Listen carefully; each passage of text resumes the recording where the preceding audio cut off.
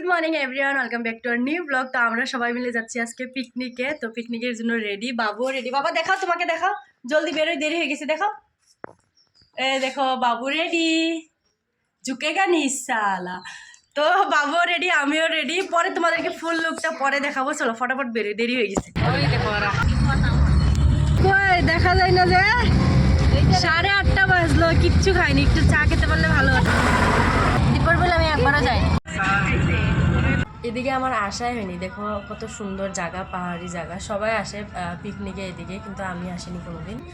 গুয়াহাটিতে এত বছর হয়ে গেলো, তাও আমি কোনোদিন মানে পিকনিক যাইনি। এবার ফার্স্ট টাইম যাচ্ছি। তো এটা হচ্ছে দীপর বিল পার হলাম। আর আমি এদিকে দীপর বিল চিপল বিল কিছু ঘুরিনি, এবার ফার্স্ট টাইম যাচ্ছি রানী কপিলি মনে হয় জায়গাটার নাম। তো ওইখানেই যাচ্ছি আমরা পিকনিকে। বেশি দূরে যাচ্ছি না, বাচ্চাদেরকে নিয়ে এত দূরে মানে ট্রাভেল করাটাও ঠিক না। ওরা এইটুকু হেপসে গেছে। চাই বাগান, দিস ইজ ফর আসাম। কি এত দেরি কেন? এক গাড়িতে ছেলেদের গ্রুপ আছে, এক গাড়িতে আমাদের। জায়গা পেয়ে গেছি বলে কি হাসি। দেখো সবাই মিলে এখানে বসে বাচ্চাদেরকে কাপড় চাপড় চেঞ্জ করাচ্ছি। বলছিল বাবু, কি বলছিল? কি সুন্দর পাহাড় দেখো তো। ও সত্যি তো। কিছু তো খেয়ে আসেনি, এখন এসে ব্রেকফাস্ট করব। ব্রেড, ডিম এগুলা নিয়ে আসছে। আর আসা মাত্রই চা করছে। আছে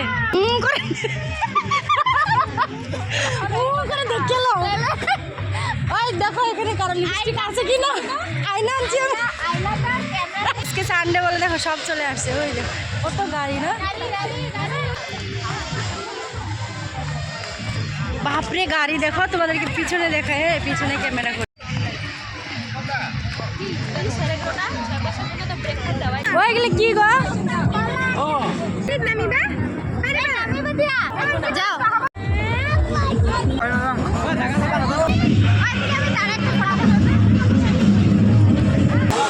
বাবা, দাঁড়াও দাঁড়াও, আস্তে আস্তে যাও, আস্তে আস্তে। তো আমরা ঘুরে ঘুরে এসে দেখি রান্না কমপ্লিট হয়ে গেছে। যেহেতু কুক নিয়ে গেছিলাম, আমরা জানি বাচ্চাদেরকে নিয়ে রান্না করতে পারবো না।